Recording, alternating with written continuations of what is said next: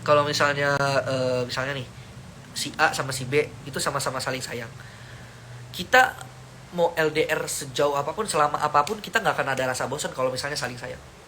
Intinya gitu aja. Di LDR itu yang dipentingin adalah kepercayaan. Bener gak, Gabriel? Tuh, seperti itu. Ya sayang.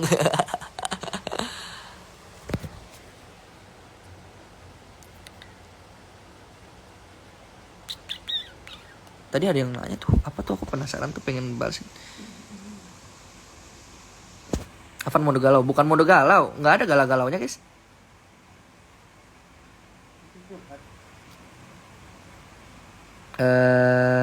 Bentar. Tadi ada yang ngomong tuh ini.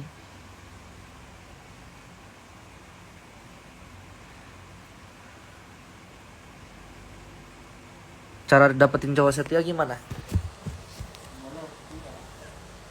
Gini, ada, kalau orang-orang TikTok sih ngomongnya pasangan adalah cerminan diri sendiri, bener gak? Ada kan orang TikTok ngomong kayak gitu. Jadi kadang kalau kita setia sama satu orang, pasti orang itu juga akan setia sama kita. Tapi nggak semuanya bisa kita terapin kayak gitu ya. Misalnya kita setia sama satu orang, orang itu udah pasti bakal setia, itu nggak. Ada beberapa orang yang emang nggak kayak gitu. Ngerti gak sih?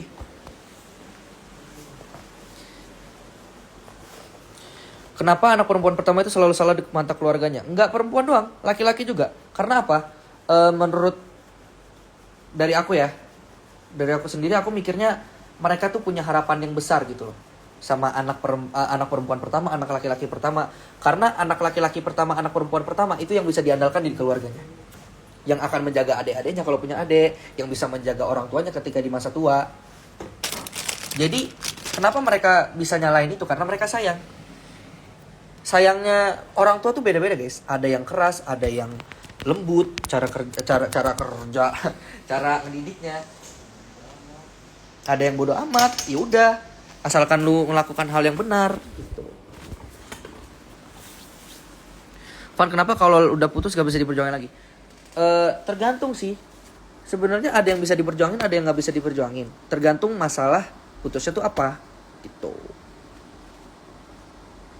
Ada Om Edo, yoi.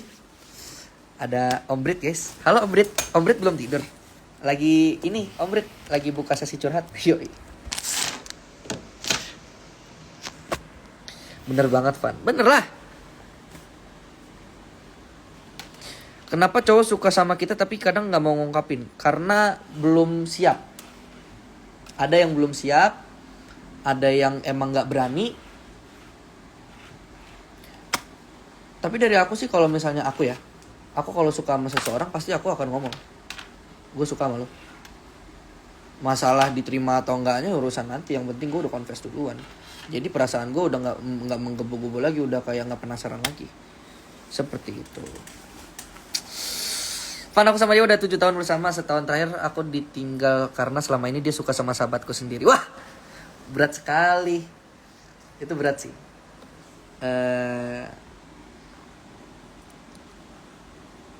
Gimana ya ngomongnya? Emang kadang sahabat suka gitu guys, tapi nggak semuanya sih. Avan, adikku gimana kabar?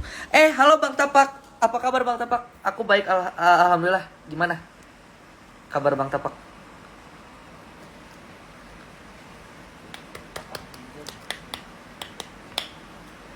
Iyalah, Avan pemberani kok. Sebenarnya nggak pemberani amat. Maksudnya kalau untuk confess ke orang yang kita suka, ya kita emang harus berani lah. Kalau misalnya kita nggak confess, itu namanya bukan laki-laki.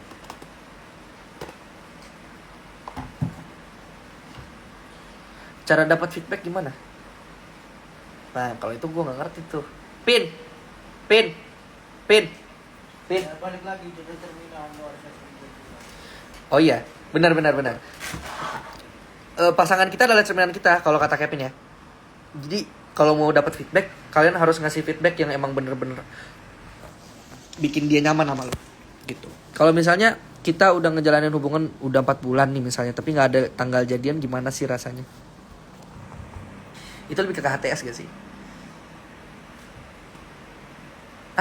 Bentar. Udah jadian 4 bulan, tapi nggak ada tanggal jadian. Gimana tuh? Coba jelasin lagi sekali lagi kok kayak mana tadi. Fan mantanku masih ngejar-ngejar aku gimana ya? Ya, itu up to you lah. Kalau you masih mau dan masih sayang, kenapa enggak? Tapi harus kalian lihat ya. Maksudnya harus you lihat juga permasalahan kalian apa. Kenapa kalian bisa sampai putus waktu itu? Karena gini loh.